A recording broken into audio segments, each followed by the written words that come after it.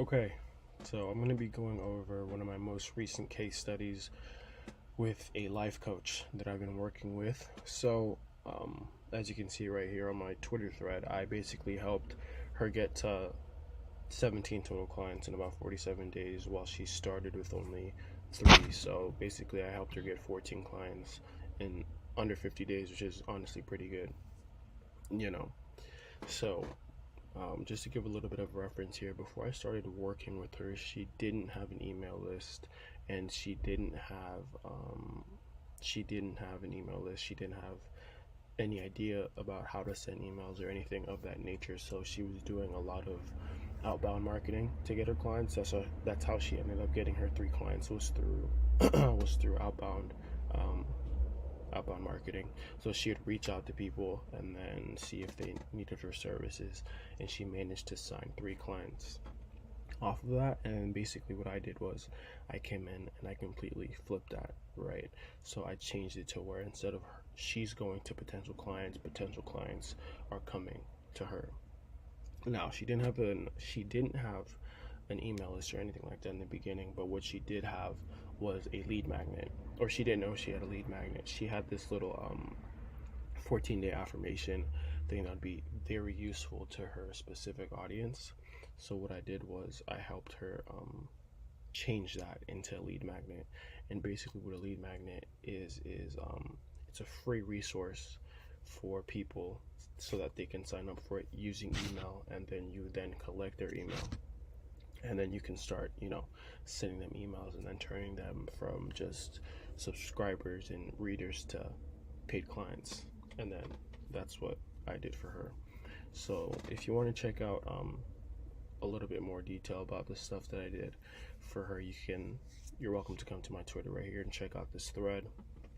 But basically I'm just going to be going over the cliff notes, and then I'll be showing you some of the most successful emails that I sent that helped convert a lot of clients. So as you can see her reactions right here, she was pretty stoked. So this was one of the first emails that we sent right here. And post outlet means post lead magnet. So that's a big thing that you want to do right after you send your lead magnet.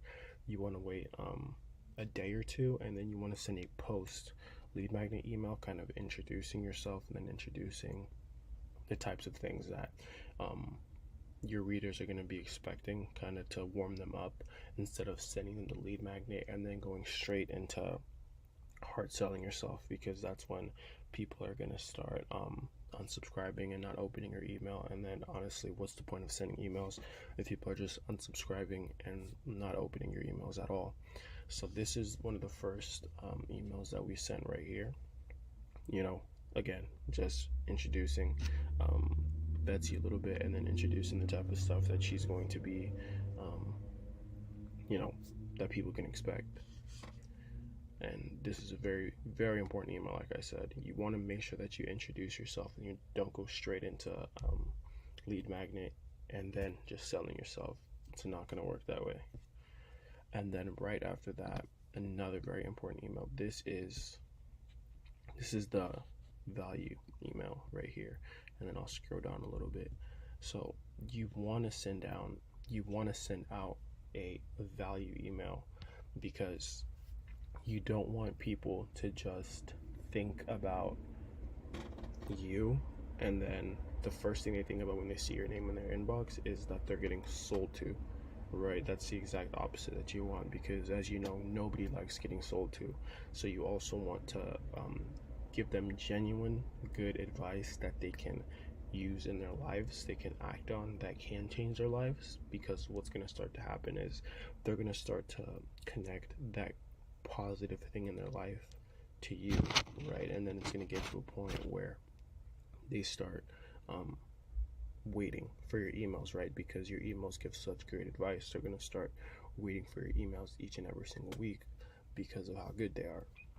So this is a very, very important email, and plus it helps build trust, right? And trust is something that you need. If someone wants to pay you for your services, they're going to have to trust you first. And speaking of trust, here's another very, very, very important email that I sent out, and it's the case study email. Just like the free value email, the case study is very important, because this shows people that, hey, I have the ability to help people, and when I do help people, their lives change for the better, and that's gonna spark something in them, because now they're able to see that you are an actual coach, and not just an actual coach, but you are a coach who has the ability to make a difference. And case studies are also always great, especially when you have a large email list, because then you never know, somebody who's reading your exact email could be going through the exact same thing, and then they're like, oh, okay, well, if I was dealing with this, and I'm dealing with the same thing, and she managed to help this person who's dealing with the exact same thing I am, why can't she help me? That's why case studies are always great, and we saw very good results off of this email. Obviously we send different types of these specific emails. These are just the types of emails that did the best, that I wanted to show you guys, and that I want to show you. So here, you can take a look about that, and then kind of get a feel for the way you should write it if you wanted to write one as well. And then this was another very, very, very important email. So it's very simple, right? But it's very crucial. So what's going to happen is, people are going to, over the span of the emails that you send out, people are going to want to hear about your services and your coaching, and then some of the skill sets and the things that you offer. And one of the very important emails that not a lot of coaches send out is the follow-up email. Basically, what the follow-up email is after somebody has shown you any type of interest, right? They've reached out to you saying that they're interested, or they start asking you some questions. You want to send out a follow-up email a little bit after. And basically what this is going to do is it's going to push them a little bit, so that they can speak directly with you, or that they can continue or start another conversation with you, right? As you can see right here, I gave a few options to get in contact with the coach I was working with in this situation. So I said, you can pick up the phone, you can send an email, and you can book a call directly in her calendar. Now, for some of you, you might just want a phone call. Some of you might just want an email. Some of you might just want to book a call directly, right? And that's fine. It doesn't matter, as long as you're giving some type of way that they can reach out specifically with you, so that you can have that conversation with them, and you can get them to sign up for your services. It's all good. Now, there's 4 emails over here, but it's very important when you have an email list that you test continuously, right? You want to find a sweet spot. Now, there's 4 emails here, but for this specific client, I was sending a total of 3 emails to everyone per week. The follow-up email only goes to people who have individually reached out. Now, what do I mean by testing? Well, this is what I mean. So every specific group has their sweet spot, right? And by sweet spot, I mean the amount of emails that you can send without anybody getting tired of seeing emails and unsubscribing and things of that nature. So this is what I do, and this is what you can do. So week 1 you'll send 2, week 1 you'll send 3, week 3 you'll send 4, and then you'll keep going up, right? But make sure you don't go up too much. And the way you can make sure you do that is by doing what I'm about to say next. So after week 2 and 3, right, or after week 1 and 2, you look at the analytics. So from week 1 and week 2, you look at the open rates, and you look at the unsubscribe rates, right? If the open rates are getting lower as the weeks go on and you're sending more emails, that's when you know, okay, so from week 1, week 2, I went from 2 to 3 emails, and open rates and unsubscribe rates are still pretty good, right? They're still low. Unsubscribe rates are low, open rates are high. That's still a good thing. But when I go from 3 to 4 emails per week, that's when the open rates start going down a little bit, and then that's when the unsubscribe rates start going up a little bit. That's when you know, okay, so for my specific email list, my specific audience, it looks like 3 emails is the sweet spot. 3 emails is where I'm still getting a good amount of, I'm still getting a good amount of emails out. I'm still reaching out to people, but people are still opening my stuff and reading my stuff and being able to digest the information I'm putting out instead of just, ignoring it and or unsubscribing, right? Because an email is honestly very easy to ignore.